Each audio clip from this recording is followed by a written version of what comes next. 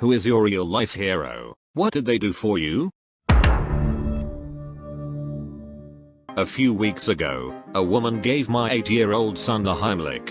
When I kid, I had an throat condition making it hard for me to swallow food. My mom saved my life countless times. I suggest you look into learning it. It's why I'm here today. Also, that reminds me of the time an old couple thought she was chucking me at a restaurant. There are a nearly endless number of stories that I could tell about my father. Throughout my entire childhood, the man was everything from an amateur magician to an insightful educator. When I wanted to create a real lightsaber, he helped me design and build the thing, which really just turned out to be a particularly unsafe flashlight, from scratch. If ever I was curious about some detail in the world, he'd devise an experiment that we could run together, with some of those experiments seeming to involve real magic. Still, perhaps the most important thing that my father ever did for me was teach me how to think. Whenever I needed help with something, regardless of what form the issue took, he would run through the same script with me. What's the problem, he'd ask. Why is it a problem? What's causing the problem? How can you fix it? If my answer to any of those questions was, I don't know, he'd encourage me to re-examine the situation. For example, I got a stereo for my birthday when I was about 10 years old, and the CD player stopped functioning after only a couple of weeks.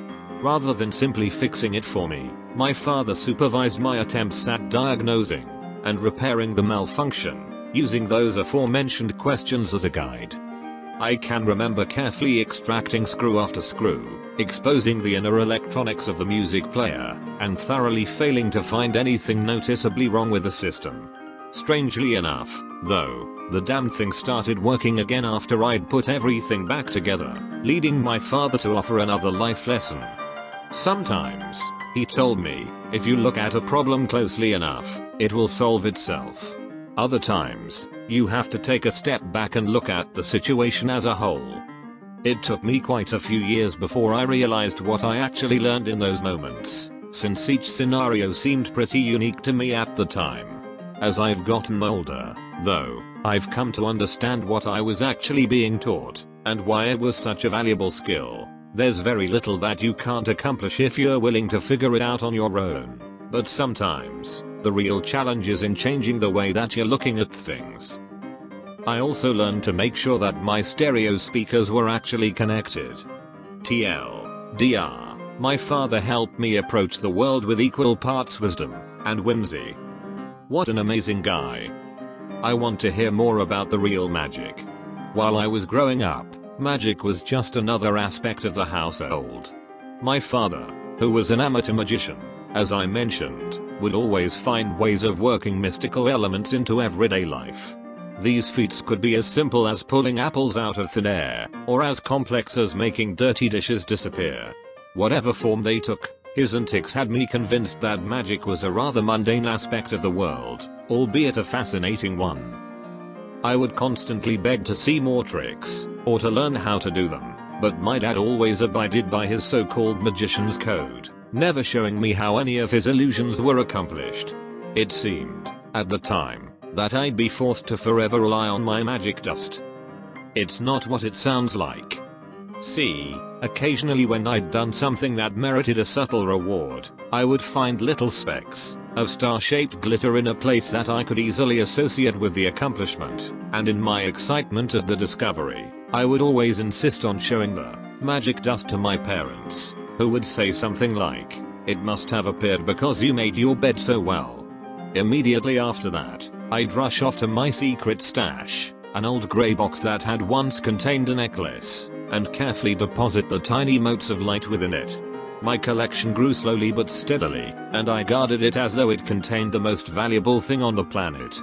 Every now and then, though, I'd feel the need to use my magic dust. Since it had been made it clear to me that I wasn't allowed to use magic, of any variety, to do my chores for me until I was an adult, I had to make do with using it for fun. The only problem was that I didn't have quite the level of wizardly expertise my father did, so I'd always have to ask him for help when I wanted to try something. Fortunately, he was usually quite eager to go along with my schemes, if only so that he could see my reactions to their outcomes. For instance, I once suggested that the two of us make a magic potion designed to accelerate plant growth, and my father came up with an allegedly ancient recipe that would suffice, consisting, oddly enough, entirely of things found within our kitchen. He told me that the finished concoction would require only a tiny pinch of magic dust, it being so potent and all, and even let me deposit that final ingredient. After the brewing process was complete, we went out into the yard together, found a suitable specimen, poured the elixir over it, then sprinted back inside. I was told that we should wait a while before examining the result of our efforts, if only because it was dangerous to be around magical reactions. They could supposedly short themselves out if someone was watching, and we didn't want that to happen. We made sure to warn my mother, who had been observing the whole thing with a barely concealed smile, and my father told me that he was going to go buy some donuts while the spell finished. He was gone for about an hour and a half, and when he returned, I insisted that we immediately check on the outcome of our sorcery. My father grinned, took me by the hand, and led me outside. I doubt if I'll ever forget the thrumming excitement that I felt in that moment. I was a bit hesitant to look at first, but my dad assured me that enough time had passed for the magic to take its effect. We rounded the corner, and there, where only a short time before had been a tiny, dying weed, I saw a huge, broad-leafed green plant that towered well above my head. Needless to say, I was absolutely overjoyed that the potion had worked so well, and I suggested that we make another one. My father explained that it was a bad idea to use too much magic at once, and pointed out that the dirt around the plant was already pretty disturbed from the first potion. I nodded in understanding. Of course it was a bad idea, any fool knew that, and swore to him, as one wizard to another, that I'd be on my best behavior. If I'm completely honest, though, I may have been hoping that the promise would lead to the appearance of more magic dust.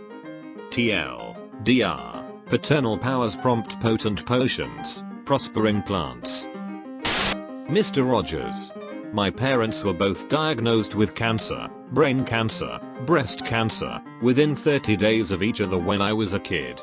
We didn't have family in the area to look after my sister and I. My parents were too sick to take care of me, and they both had to take medications for years on and off with devastating depression side effects. So anyway, I would just sit down in front of the TV and watch Mr. Rogers. I love my parents, but the truth is he was the only adult in my life who was always there for me. Always. I'm so sorry to hear that.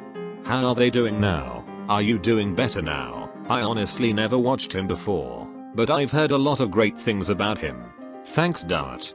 My mother made a full and so far permanent recovery. My dad received cutting-edge treatment at UCSF, my other heroes, for his brain tumor, and lived for another 14 years before it came back. Worth mentioning that Mr. Rogers also single-handedly saved public television. I mean that quite literally. Congress was going to scrap funding for it.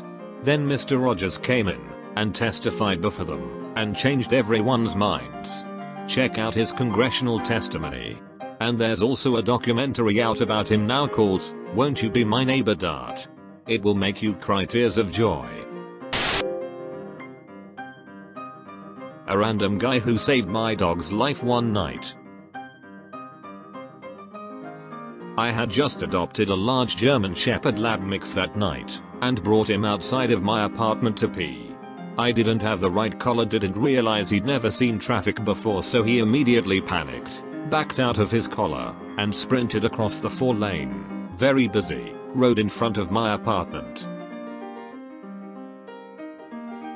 I ran after him, dodging traffic, and miraculously got him to come back to me, but he wouldn't let me put the collar back on him, so I was just kneeling on the sidewalk in my pajamas, clutching this giant terrified dog, traffic speeding past me, wondering how the fuck I was going to get him back inside.